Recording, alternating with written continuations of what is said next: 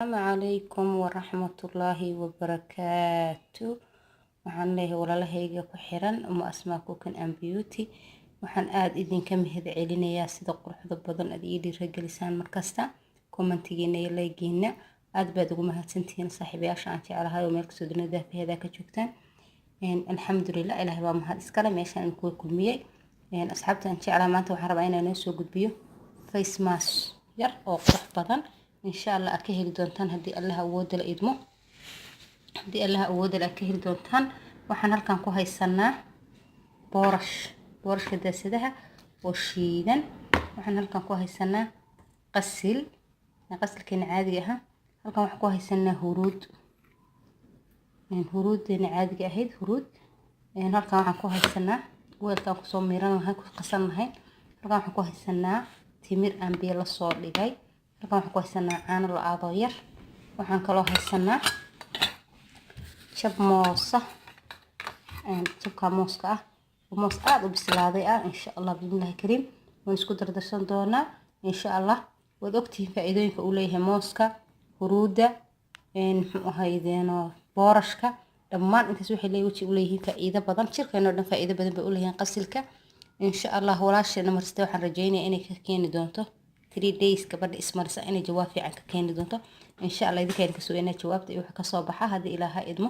waxaan soo tijaabinaa inay ma soo geliyo aniga bidnillaah. waxaan rajaynayaa wax walba aan soo tijaabiyay inaan idin soo geliyo mar walba aad ka faa'iido doontaan.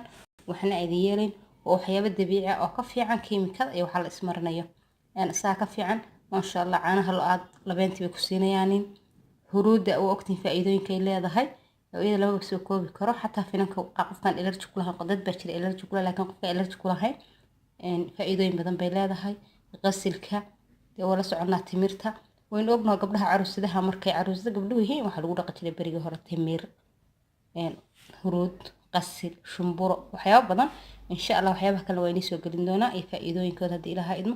isla soconna timirtan soo miiraya insha Allah. timirta wasan biyaha ugu dhigay waan soo miiraya markaan soo miiro kadib isku dardarsanana insha Allah. mid baa aan tusiyaa isku dardaro haddii Allah awood la idmo. asxaabta aan jecelahayo u kaasaya timirtii waxaan ku soo ritay shaandamiirka yarka ah waan ku soo raqay intaan rabay waan kala baxay soo macabtaan insha Allah. isaan rabay intaas waan kala baxay insha Allah haddii Allah awood la idmo. hadana waxaan ku soo jabsanaynaa mooskeena insha Allah. mooskan ku soo jabsanaynaa markaan moos ku soo jabsano waxaan mooska iyo timirtii isku soo jabsan insha Allah isla arki doonaa.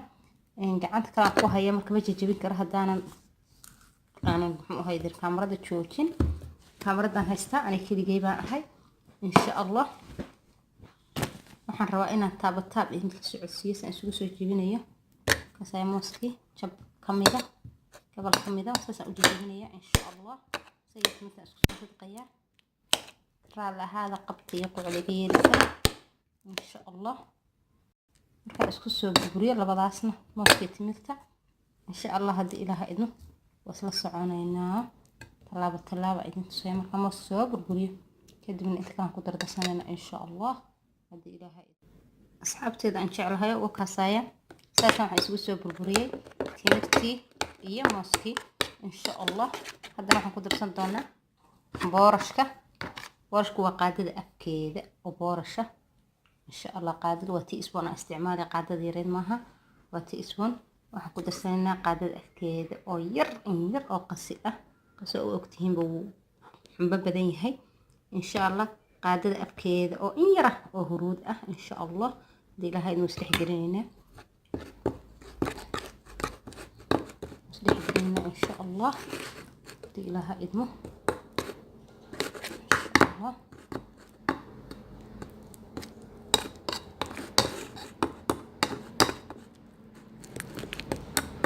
yar adkaado waxa ku darsan caano yar tartiib